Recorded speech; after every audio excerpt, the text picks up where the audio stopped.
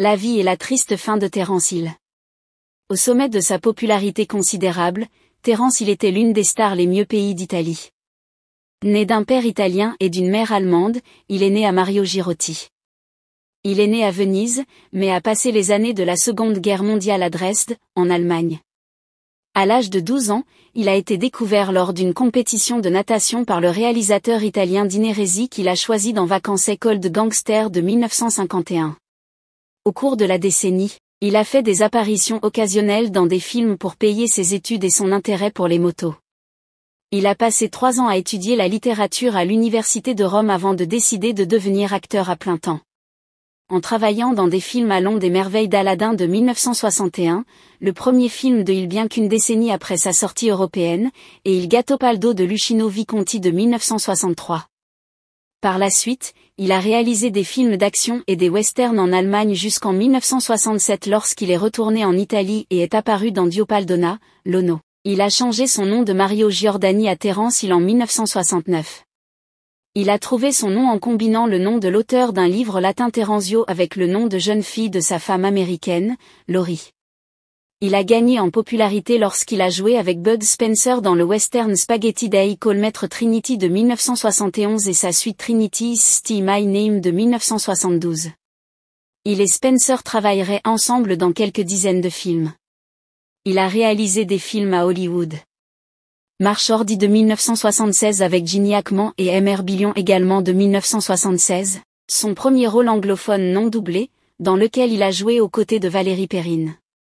Il n'a pas eu autant de succès aux États-Unis qu'en Europe, mais il en a finalement fait sa résidence permanente. Il a eu un petit succès en 1981 avec Superfuzz.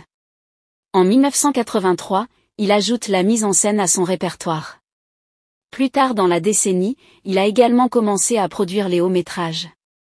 Il a réalisé Le Monde de Don Camillo en 1984, qu'il a également produit et réalisé.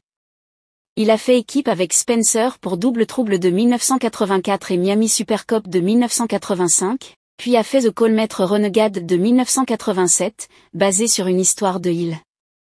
Il est devenu réalisateur pour Lucky Luke de 1991 dans lequel il a joué et a été tourné aux États-Unis, cela a conduit à une série télévisée du même nom.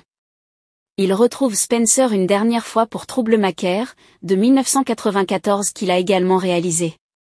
Il a fait Virtual Weapon, de 1997, avec Marvolo Marvinaglia. En 2000, il décroche le rôle principal dans la série télévisée italienne Dolmateo, 2000 à 2020, sur un curé inspirant qui aide les carabiniers résoudre des crimes locaux dans sa communauté. Ce rôle a valu à Hill le prix international acteur exceptionnel de l'année au 42e Festival de télévision de Monte Carlo, aux côtés de ceux de la série et du producteur Alessandro Giacca lors de ce festival.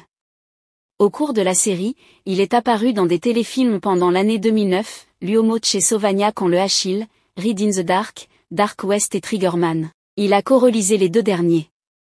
À l'été 2010, il a tourné une autre série télévisée italienne pour la chaîne de télévision d'État italienne Reuna, cette fois intitulée Un Passo dal Cielo, incarnant un chef local des forestiers de l'État de la région de Oage, avec une 2e saison tournée en 2012.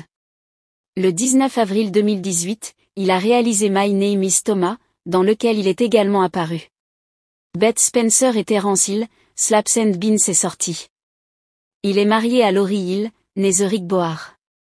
Il a eu 2 fils, Jess et Ross. Ross a été tué dans un accident de voiture à Stockbridge, Massachusetts, à l'hiver 1990, alors que Terence se préparait à filmer le Lucky de 1991 sur le ranch Bonanza Creek, près de Santa Fe, au Nouveau-Mexique.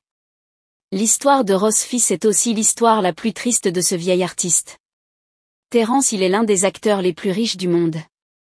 Pour établir son classement, le magazine People with Money tient compte des gains directs mais également des revenus issus des partenariats publicitaires, des royalties et tout autre investissement. D'après les calculs, l'acteur entrepreneur pèserait près de 245 millions d'euros. Outre ses gains professionnels, il devrait son immense fortune à de judicieux placements boursiers, un patrimoine immobilier conséquent et le très lucratif contrat publicitaire avec les cosmétiques CoverGirl. Il posséderait également plusieurs restaurants à Rome, dont la chaîne, chez le Gros Terence, un club de football à Venise, et serait également impliqué dans la mode adolescente avec une ligne de vêtements, Il Séduction, ainsi qu'un parfum, l'eau de Terence, autant de succès financiers. Cette première place était très attendue par les fans de Terence Hill qui n'osaient plus espérer ce retour triomphal sur le devant de la scène. Merci d'avoir écouté l'histoire de la vie de Terence Hill. Si ça vous a plu, cliquez sur j'aime et partagez.